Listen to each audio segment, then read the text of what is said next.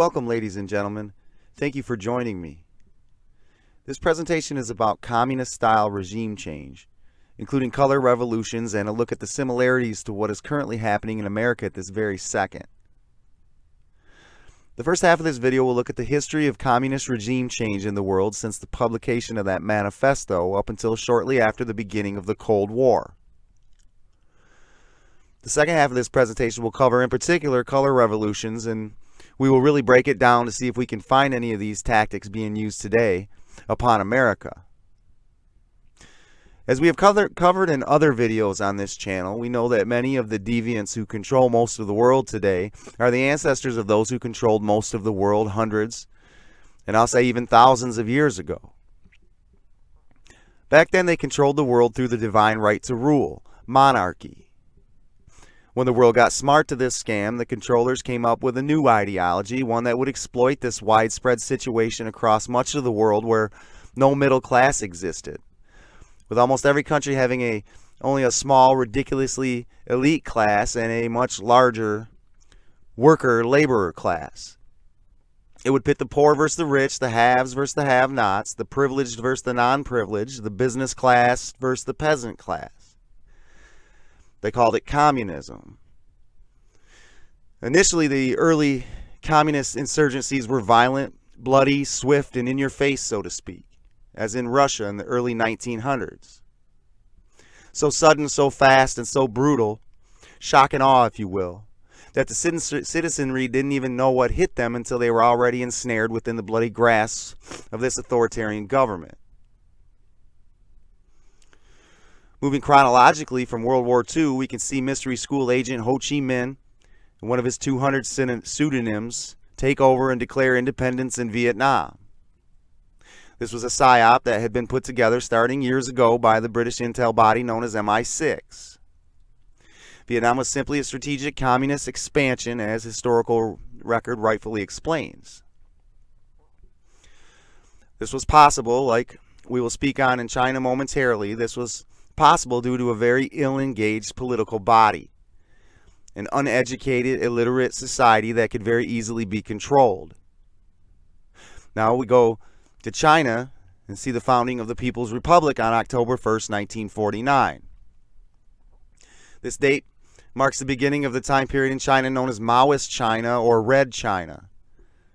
It is known as this because it's at this time Mao Zedong and his communist regime officially takes control of the country of China. They took control of her from a previously nationalistic government. And as covered on a video on this channel called The Communist Takeover of America Part 2, Mao did this with the help of our very own CIA, ladies and gentlemen. This is the time when Mao takes full control of China and begins his centralization of everything. So now the bloodline controllers have got themselves a whole country in Russia, an established one, with established industry, established army, etc. And after World War II, this country had now become officially a superpower, one of only two in the entire world. Then, with the help of our CIA taking advantage of a mainly illiterate peasant and completely politically unaware citizenry, and a lot of Soviet money and influence, snatch control of China, setting them up, putting them into a perfect position both politically and geographically for step 4 in their world takeover, North Korea. After World War II, the Korean Peninsula was broken into two, the North and the South, the 38th parallel to be exact. Again, folks, all done intentionally. World War II was simply just a battle in this war for a one-world authoritarian government controlled by these ancestors of those ancient controllers of the yore. A battle in a much larger offensive, one that has had the entire world in its crosshairs since the time that they officially launched this war in February of 1848 with the publication of the Communist Manifesto. Done so not only to create more division and fear and thus control, but strategically done so in order to have a border country to expand communism out from China. Korea was split in two, with the North being given to the Soviets In 1948, the Soviets allowed for a puppet regime in North Korea, attempting to show the world that they've given sovereignty to one of their vassal states. Then on June 25th, 1950, the North invaded the South in an attempt, obviously, to unify the peninsula under communist rule. The idea is, as you can start to see, was to move out from Korea, first into the South and then towards Southeast Asia and meet with the Chinese front as they too would be expanding, but then also in towards Europe to meet up with the Russian front. And folks, as you can see, they were coming for the whole world and still are. The U.S. reacted to the North's invasion by sending troops to Korea to beat back the communists to the 38th parallel.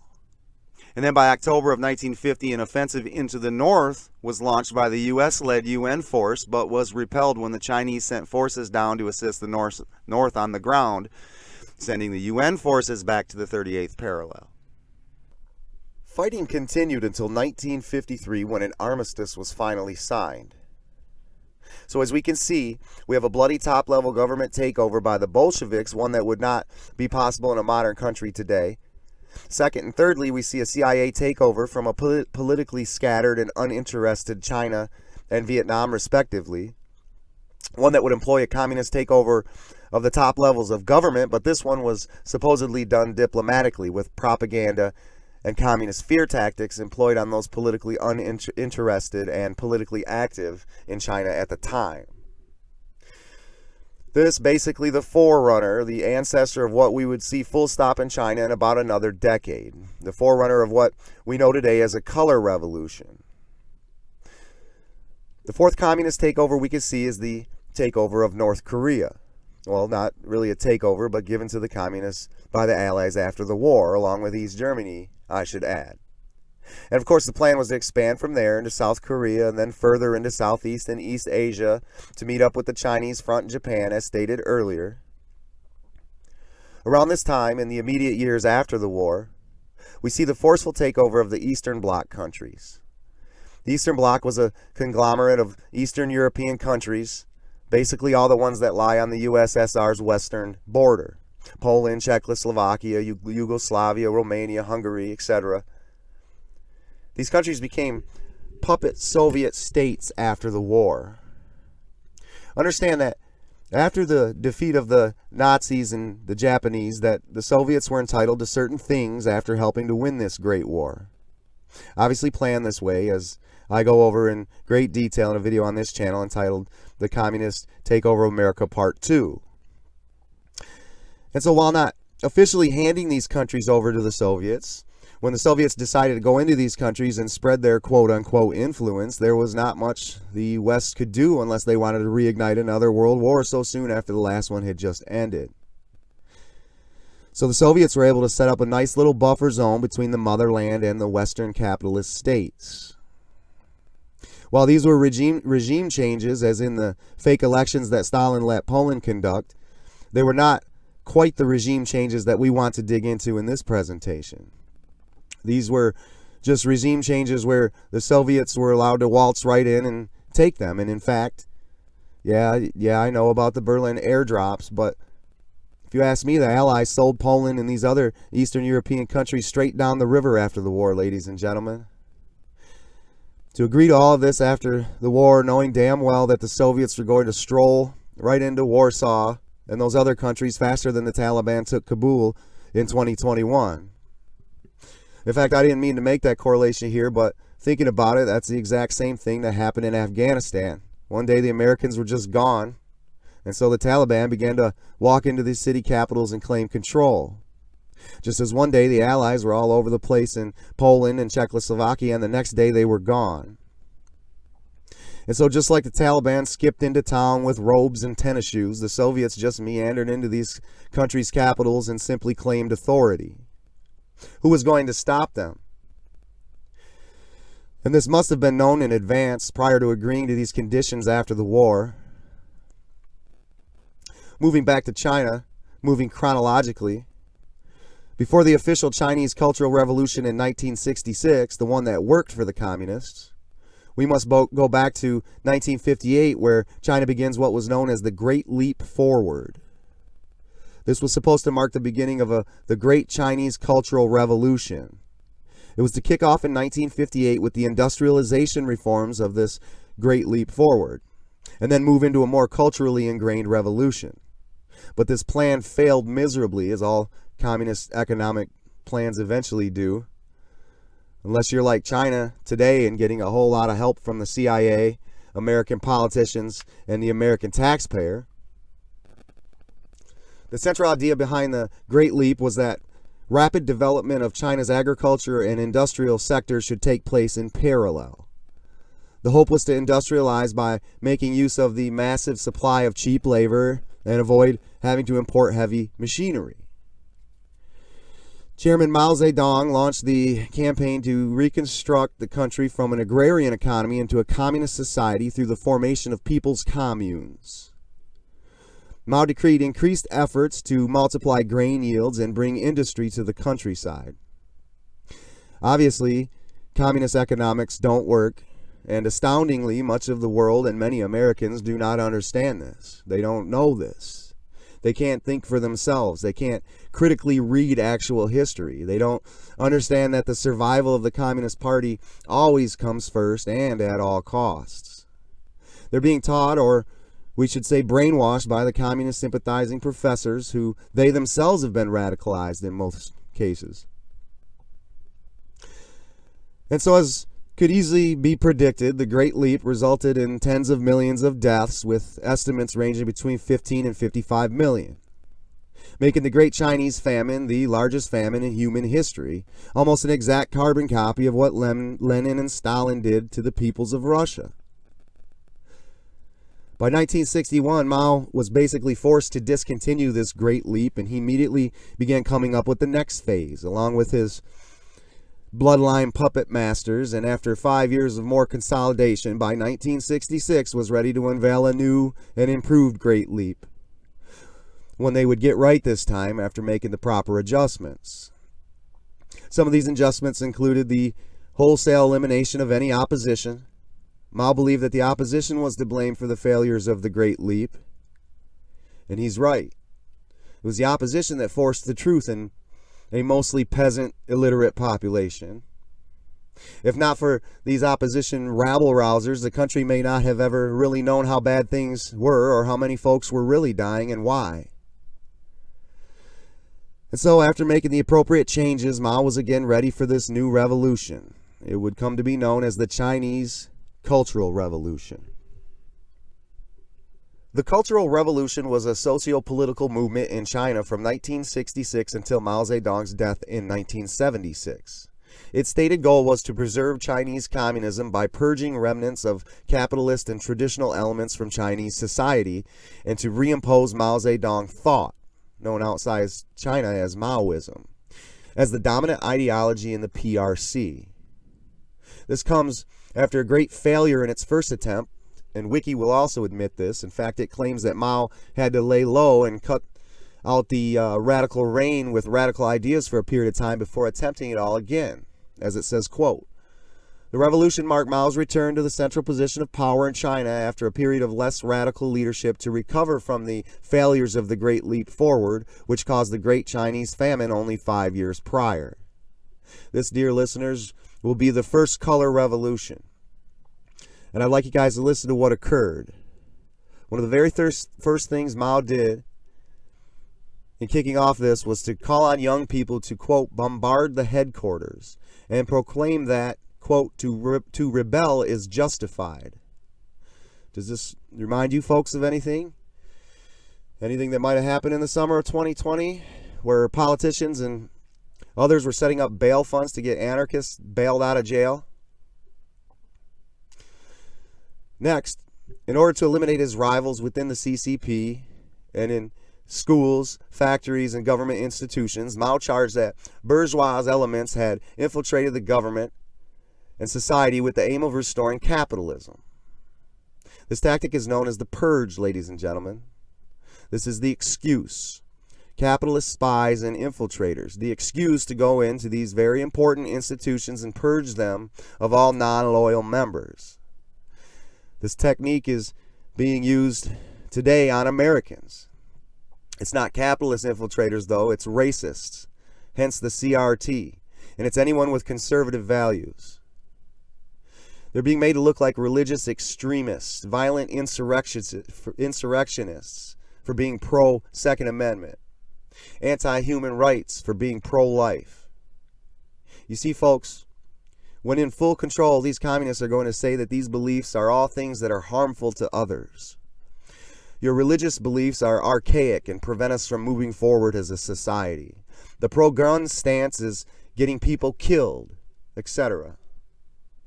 And the lying lawyers that most of them all are, they'll claim the forced vaccine mandate that they shoved down the throats of the country as precedents to take away guns.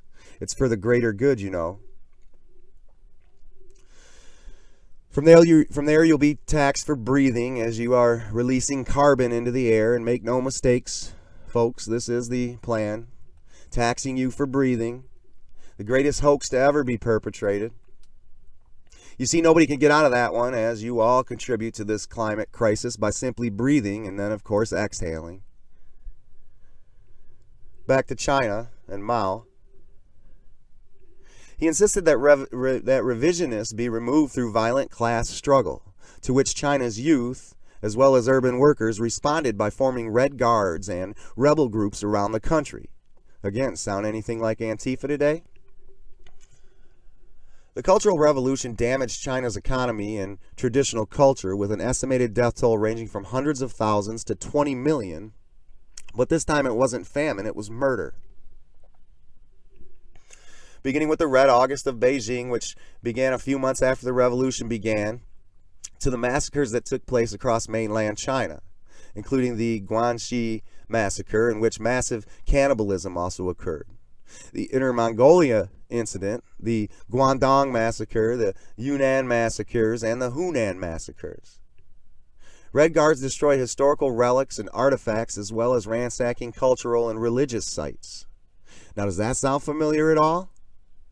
We all know why, right? It's essentially the rewriting of history.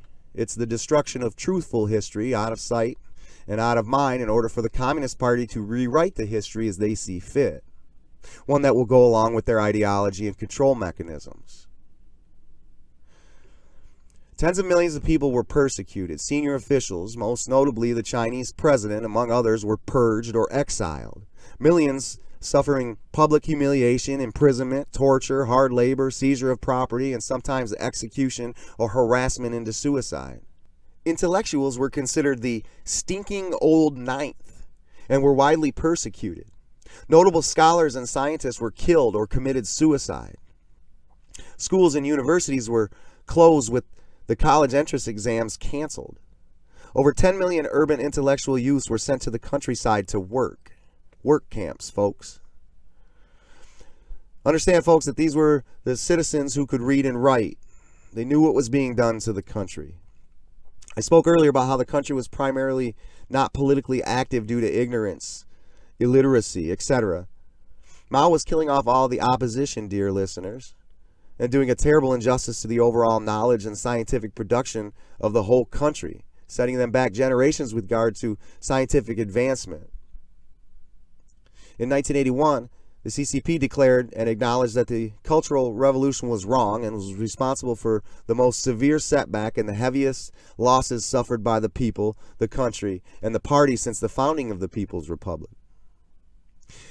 And anyone who had a rationally thinking brain in 1966, when Mao began this nightmare, knew that this was a dumpster fire, but nobody is allowed to speak out against their superiors in a communist-controlled country, so there's nobody to speak up.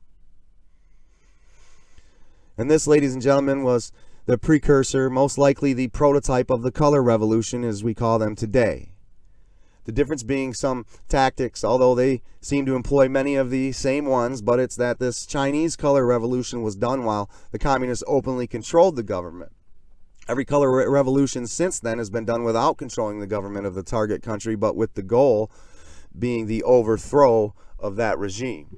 Worldwide media use the term color revolution to describe various communist-related movements developed in several countries of the former Soviet Union, in the People's Republic of China, and the Balkans during the early 21st century. The term has also been applied to several revolutions elsewhere, including the Middle East and the Asia-Pacific region, dating from the 80s to the 2010s. Some observers, such as Michael Lind, have called the events a revolutionary wave, the origins of which can be traced back to the 1986 People Power Revolution, also known as the Yellow Revolution in the Philippines. The 1986 People Power Revolution was a series of popular demonstrations in the Philippines, mostly in Metro Manila, from February 22nd to the 25th of 1986. There was a sustained campaign of civil resistance against regime violence and electoral fraud. The nonviolent revolution led to the departure of Ferdinand Marcos, the end of his 20-year dictatorship, and the restoration of democracy in the Philippines. Now, folks, there is quite a bit of backstory involved in this, like Marco purging opposition, etc., but we want to concentrate on something else, something that we find in every single color revolution. In fact, it is always the event that really always kicks the color revolution into high gear: electoral fraud, a cheated election, voter disenfranchisement, and the Philippines is no different.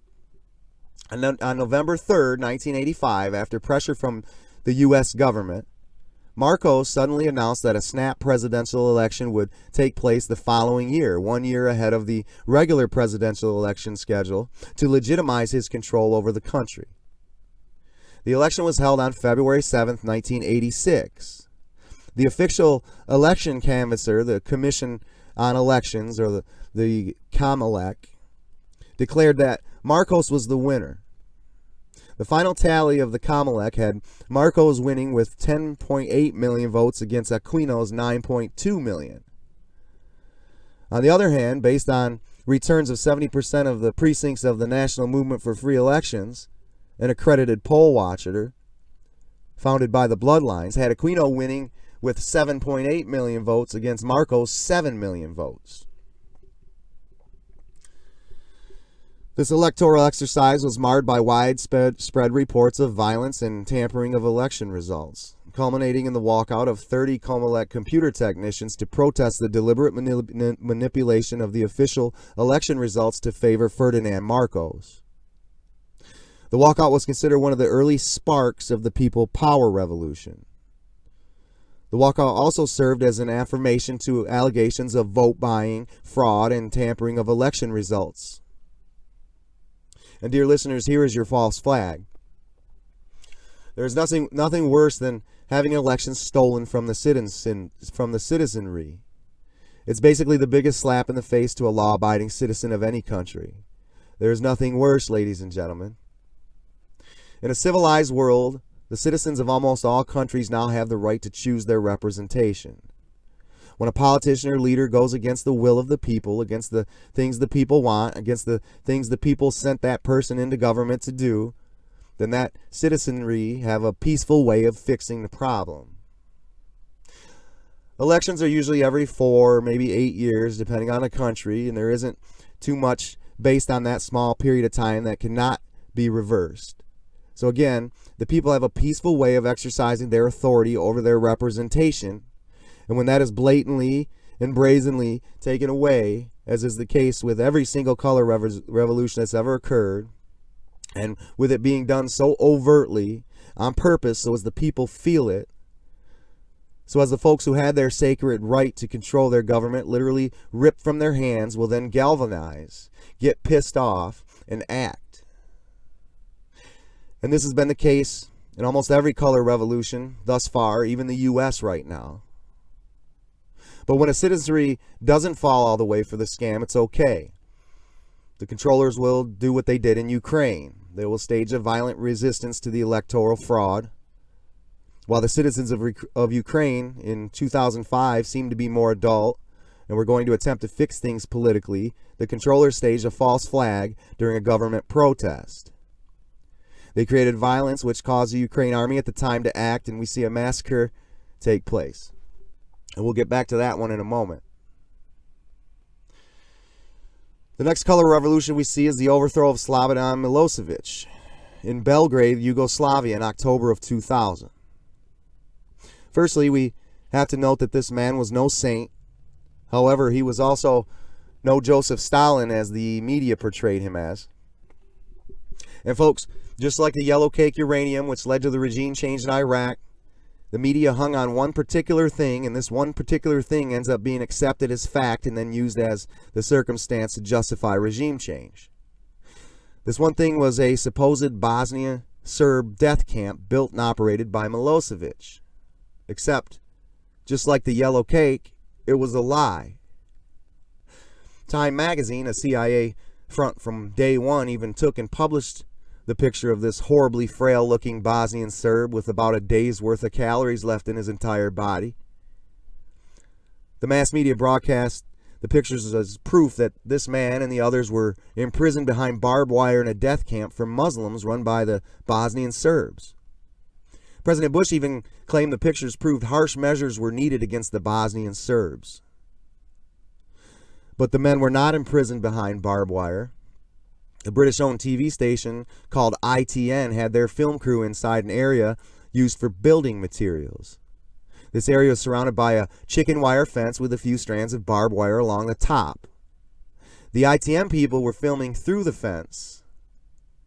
The place was a refugee camp, and the people in the pictures were outside the fence. It was a humanitarian camp, folks, a refugee camp. But as stated a moment ago, as also stated on the next most recent video on this channel, the circumstance was the event used to push a particular agenda forward, proven by the statements by President Bush on this issue. Now, folks, before we dig down further into this revolution, I'd like you all to understand these Eastern European countries. If you ask any Eastern European historian to give you one word to describe the governments of many of the Eastern Bloc countries during this time frame, and they will reply with one word: corruption.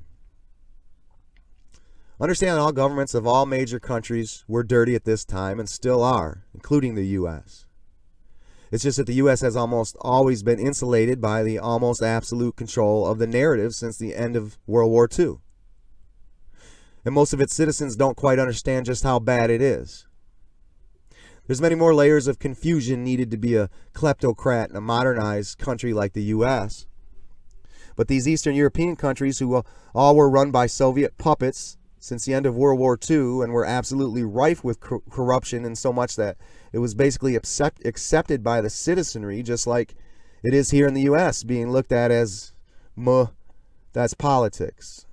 This is to say that Milosevic was no worse than any previous head of any of the Eastern Bloc countries. It's just that Milosevic wasn't able to be controlled, or was no longer able to be controlled, and so any and every little bit of corruption was going to be brought to the forefront and amplified. Even if the tidbit wasn't even a corrupt act, they would make it seem as though it were. Does this remind anyone of the media in the U.S. during a time when there was a president in office that they did not like, that they wanted gone? And so every little thing was magnified, even the hoaxes, and thus the Otpor was formed. The Otpor was supposedly an organic movement of youth in Serbia who were anti-Milosevic and very active, very similar to the Antifa movement in the U.S., unless you think they're a myth. Shortly after the founding of Otpor, the group helped to found an even larger organization of anti-Milosevic subgroups by combining into a larger organization called the DOS, the Democratic Opposition of Serbia, a large group of mostly made-up political groups, something that the CIA does best nowadays, fake outrage groups that are just fronts for chaos and agitators and provocateurs. Now there's one unified group of what we all know now, looking back on it, a group of deep state globalists aligned against Milosevic just in time for a national election. Now remember what we spoke on earlier. Every single color revolution since 1980 has used electoral fraud as the final trigger for the final step in a chaotic regime change. Every one. And this one was no different. The vote took place on September 24th, 2000. The DOS coalition reported that Milosevic's rival, Kostunica, won over half of the votes, enough to defeat Milosevic in a single round. The government-controlled Federal Electoral Committee claimed that no candidate won over 50% of the votes and that a second round between Kostunica and Milosevic would take place. This caused boycotting in Montenegro and by Kosovo Albanians, resulting in Milosevic officially winning by a larger margin in these parts of the country. These unexpected results provoked stronger accusations of election fraud and led DOS to call for peaceful protests to topple the government. Dear listeners, this was in store for the U.S. Quote-unquote peaceful protests, or as the media told me in 2020 during the practice run, mostly peaceful protests, with the goal of toppling the government, and would have been a horribly painful thing to live through. But we'll talk more about that a little later. Due to the boycotting, or should I say disenfranchisement, and folks, let me butt in quick, I'm still not sure if I'll be voting in 2022 or 2024, as I'm a victim of disenfranchisement and have lost faith in the system. Due to the boycotting causing Milosevic to win by large margins in areas with Kosovo and Albanian majorities was the final straw, apparently not understanding that this was probably a legitimate result based on the disenfranchisement of the majority of the voters in that area. But it didn't matter. To make it worse, any irregularities whatsoever were magnified, and maybe much of it not even true. Here's a paragraph on the electoral fraud during this election, and I'd like you guys to pay close attention to it. There is no source given for the claims that you will hear. Wiki gave us a footnote, but it is a scam. It's of no value whatsoever with regard to a proper source. The information I'm about to read cannot be verified, even though Wiki portrays it as factual. It reads, some obvious irregularities could be found in the Federal Electoral Committee official results. For example, the sum of numbers of valid and invalid votes was not equal to the number of voters. The sum of the numbers of the voters voting at the polling stations and the voters voting at home exceeded the total number of voters. The sum of the numbers of the used and the unused ballot papers was short by 117,000 in comparison to the number of eligible voters. The number of eligible voters was different from the one announced before the election and has differed in the presidential, federal, and local election results, etc. Now, first of all, every single one of these irregularities occurred in many states across the U.S., including Arizona, Michigan, and Georgia. And our media is telling me that it's of no consequence. It's inconsequential. But notice, there's no source of who or what organization audited any of this. The info was provided sometime after the election, after Milosevic was forced out, after the new government came in and supposedly audited the vote. So how much of it can be trusted? But regardless, all of these discrepancies provoked massive outrage. The results were declared false immediately after Milosevic was removed, and revised officials' results were released shortly afterwards. And butting in, there is the source of who did this final audit, the new government, after Milosevic was removed, if you caught it. The new results were practically the same except for the number of total votes and the votes for Milosevic, both of which were supposedly lower by 125,000 to 130,000 votes, thus giving Kostunica an absolute, if narrow, first-round victory.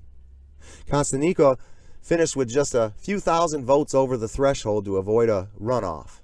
And of course he did, folks.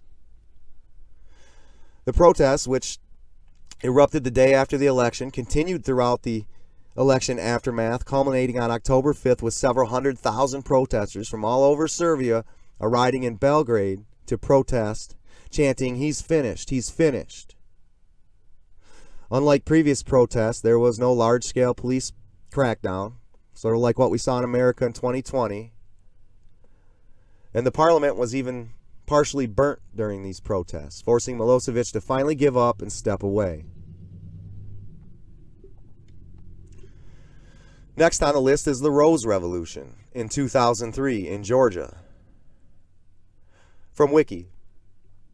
The revolution was brought about by widespread protests over the disputed parliamentary elections and culminated in the ousting of President Edward Shevardnadze, which marked the end of the Soviet era of leadership in that country. The event derives its name from the climactic moment when demonstrators led by Mikhail Saakashvili stormed the parliament session with red roses in hand. Ladies and gentlemen, the old electoral fraud trick. And also notice the lie there, because it's a big one that we'll speak on. It says it marked the end of Soviet era of leadership in the country. Folks, I'd like you all to watch the part 2 of this video on this channel. Starting in 1990, the CIA and the bloodline controllers needed the world to begin to look away from communism. They had to reprogram most of the world and get them to forget most of the things they knew about communism. So they gave the world a different problem to have to start worrying about: jihad. And slowly but surely, the world began to turn their head from communism to this terribly violent new threat: radical Islamic terrorism. And so they would slowly make the world think that communism was dead and washed up. Any country still using it was third world and failing. Nothing to see here anymore, folks. Therefore, we start seeing these Eastern Bloc countries all suddenly finding democracy. Quite an elaborate and evil plan, dear listeners.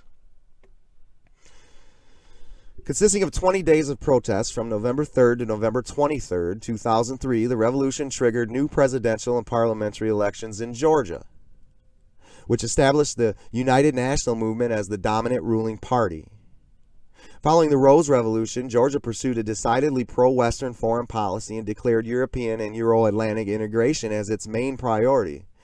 This change in trajectory contributed to Georgia's tensions with Russia, which continue to this day. And so a couple things here.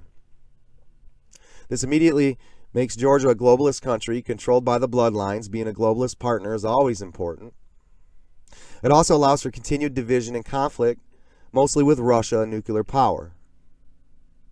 This revolution, ladies and gentlemen, was one that was done with maybe the least amount of real backing from the people. This revolution looks eerily similar to the one currently in play in the U.S. The Rose Revolution was pretty much conducted solely by foreign actors, and Wikipedia even agrees. It says, quote, "Non-governmental organizations, NGOs, played a significant role in the Rose Revolution. By the end of 2000, the number of NGOs estimated to be in Georgia numbered around 4,000. 4,000 NGOs, dear listeners. Georgia's weak economy allowed these NGOs, who were often partially foreign funded, probably mostly foreign funded, to pay decent salaries that would not have been available in working for the Georgian state. And guess who was funding many of these NGOs? The U.S. In fact, they stopped giving aid to Shevardnadze and his government, but instead began to fund these NGOs instead. This, folks, is the main method of CIA destabilization. Create opposition groups and fund them, and then make them loud, active, and larger than life. And this revolution is no different. In fact, this is one of the first times we see George Soros openly discussed, as his Open Society Institute was heavily involved in this one. From Wiki, the Open Society Institute, funded by George Soros, supported Mikhail Saakashvili and his network of pro-democratic organizations. Yes, folks, George Soros and pro-democracy. The Open Source Foundation additionally paid for a number of student activists to go to Serbia and learn from Serbians who had helped to topple Slobodan Milosevic in 2000. And these are no activists, they're intel agents, folks. As early as the summer of 2002, there was great concern amongst the leaders of Georgia's most influential NGOs that Shevardnadze was not prepared to relinquish power voluntarily, and that other ways to remove him from power might be necessary. Some of these leaders hoped to make the Serbian scenario a reality in Georgia, in the sense that they wanted to promote nonviolent protests to force the resignation of an authoritarian leader, or what they call an authoritarian leader. Does any of this sound familiar? Like in 2020 in the U.S.? How many of you out there knew that in the summer of 2020, high-ranking Democrats, including John Podesta, had war-gamed over 4 different 2020 election scenarios? Wargaming is basically a simulation of a hypothetical event that may go from hypothetical to real, and thus by wargaming that scenario, one can prepare for all potential scenarios.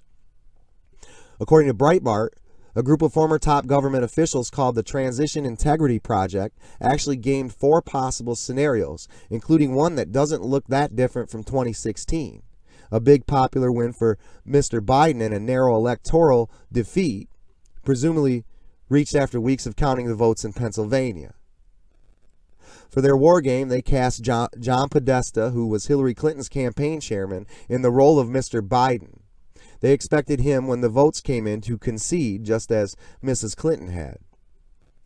But Mr. Podesta, playing Mr. Biden, shocked the organizers by saying he felt his party wouldn't let him concede.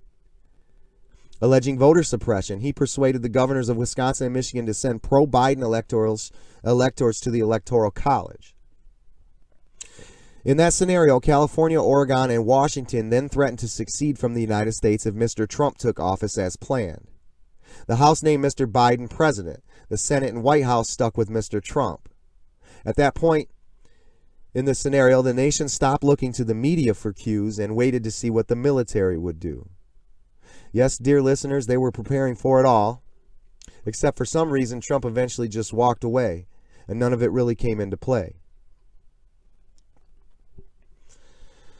On November 3rd, the International Election Observation Mission, a globalist humanitarian group like most every single one, composed of the parliamentary assemblies of the OSCE, or the Office of Security and Cooperation of Europe, and the Council of Europe, and the European Parliament, and the OSCE's Office for Democratic Institutions and Human Rights, concluded that the November 2nd parliamentary elections in Georgia fell short of a number of OSCE commitments and other international standards for democratic elections.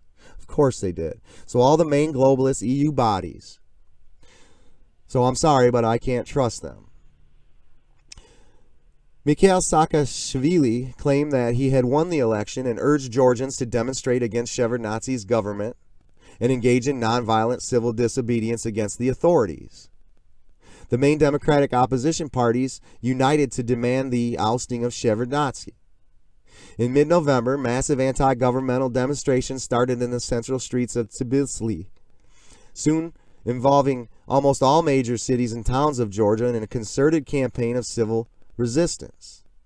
The Kamara, or Enough youth organization, a Georgia counterpart of the Serbian Otpor, so Antifa, and several NGOs were active in all protest activities.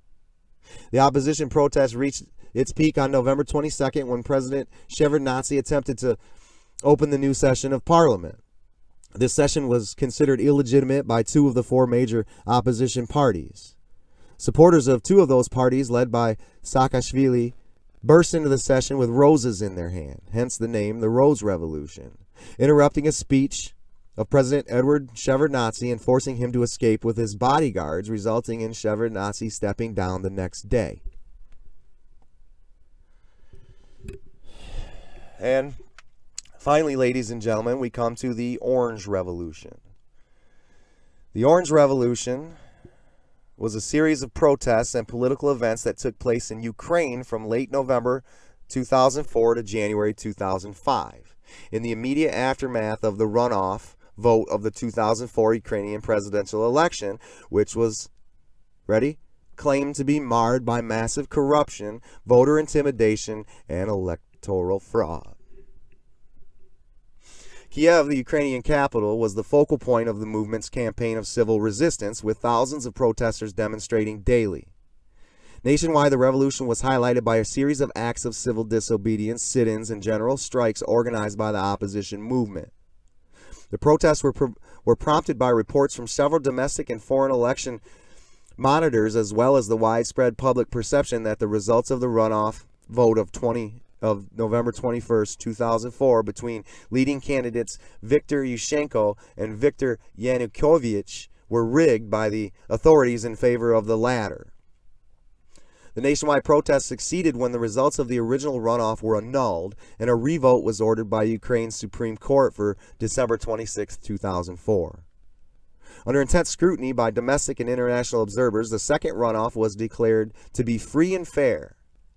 The final results showed a clear victory for Yushchenko, who received about 52% of the vote, compared to Yanukovych, 44%. Yushchenko was declared the official winner, and with his inauguration on the 23rd of January 2005 in Kiev, the Orange Revolution ended. But in fact, folks, this was just the beginning. The second half of this revolution would show its head just a few years later in 2010. To me, it's the second half of the Orange Revolution, but to the MSM, it's the event that would lead to another revolution, one they would call the Maidan Revolution. The Ukrainian people did not vote for Yushchenko in 2004. They voted for Yanukovych. In fact, in 2010, the Ukrainian people thought that they had another shot, and they actually voted Yanukovych in again during the national election that year. This was catastrophic for the bloodlines and their agenda. Choosing Yanukovych again would cast doubt upon their earlier revolution, possibly even show it as staged or a hoax. So we see them come after Yanukovych hard, very hard. The 2014 Maidan Revolution was a reaction to another bloodline false flag, as per the usual, a false flag that came to be known as the Euromaidan protests. Euromaidan, literally Euro Square, was a wave of demonstrations and civil unrest in Ukraine, which began on the night of the 21st of November 2013 with public protests in Maidan in Independence Square in Kiev. The protests were sparked by the Ukrainian government's decision to suspend the signing of an association agreement with the European Union, instead choosing closer ties to Russia and the Eurasian Economic Union. Yes, dear listeners, as stated with the Georgia Revolution, having another globalist partner is very important. The protests were fueled by media-fueled perception of widespread government corruption, abuse of power, and violation of human rights in Ukraine. Bloodline-invented group called Transparency International named President Yanukovych as the top example of corruption in the world. Sure. The situation escalated after the violent dispersal of protesters on November 30th, leading to many more protesters joining. The protests led to the 2014 Ukrainian Revolution. The overall 2014 revolution was quite bloody, the bloodiest of all color revolutions, with gunfire and violence erupting daily and with death almost just as frequent. From sniper shootings on the city streets to random handgun skirmishes, this revolution would see many dead on both sides, and this is something that I've been wanting to speak about for some time. I'd like as many people as possible to understand this event because I've been afraid now for a couple years that we will see a very similar event here in the U.S. Following the time frame of the revolution from February 18th to the 23rd, where we saw over 100 people killed, the government's new health minister, Ole Musi, a doctor who helped oversee medical treatment for casualties during the protests, suggested to the Associated Press that the similarity of bullet wounds suffered by opposition victims and police indicates that shooters were trying to stoke tensions on both sides and spark even greater violence. Hannady Moskal, a former deputy head of Ukraine's main security agency, the SBU, and of the Ministry of Internal Affairs, suggested in an interview published in the Ukrainian newspaper that snipers from the MIA and SBA were responsible for the shootings, not foreign agents acting on contingency plans dating back to Soviet times, stating snipers received orders to shoot not only protesters but also police officers. This was all done to escalate the conflict, to justify the police operation to clear Maidan. The IBT Times reported that a telephone call between Estonian Foreign Minister Urmas Paet and High Representative of the Union for Foreign Affairs and Security Policy Catherine Ashton had been intercepted, in which Paet stated that a doctor named Olga stated that victims from both sides were shot by the same snipers and that Olga had photos of the shooting victims with the same handwriting. Paet said he had found it really disturbing that now the new coalition doesn't want to investigate what exactly happened, and that there is a stronger and stronger understanding that behind snipers, it was not Yanukovych, it was somebody from the new coalition. However, Pyatt later denied that he implicated the opposition in anything, as he was merely relaying rumors he had heard without giving any assessment of their veracity, while acknowledging that the phone call was genuine. A spokesperson for the U.S. State Department described the leaking of the call as an example of Russian tradecraft. It's always Russia, Russia, Russia. Russian intelligence, just like the laptop from hell. A German TV investigation met one of the few doctors that treated the wounded of both sides. The wounded that we treated all had the same type of wounds. The bullets were all identical. That's all I can say. In the bodies of the wounded militia and the opposition. Lawyers representing relatives of the dead complained, "We haven't been informed of the type of weapons. We have no access to the official reports and to the operation schedules. We have no documents to the investigation. State prosecutors won't show us any papers." In the end, the new Ukraine administration, the Obama and Clinton and Biden administration, the administration that told Ukraine to fire a prosecutor or else they won't get U.S. aid money, they investigated it and claimed that while the SBU, or the Ukrainian Special Intelligence Unit, was involved in the shootings, that it was rogue agents who were working with Yanukovych and Russian FSB, or Russian intel officers. And everyone knows how this story ends, and as a matter of fact, I believe there are troops amassing in Ukraine today as I speak. Another hot zone, another conflict zone, another flashpoint zone, another chaotic, hellish place on the planet to be. Brought to you by the Bloodline Controllers, ladies and gentlemen. As we can all see, folks, the events in the United States over the last few years have been the lead-in. Just like with each and every color revolution that we've looked at, it all starts with the media cooking up a corrupt government, magnifying any little thing that they might trick a few sheep with. Non-stop. Corruption, corruption, corruption. Then they get their protests, unrest. Perfect for getting the attention of the hardworking casual citizen who don't much get into the politics.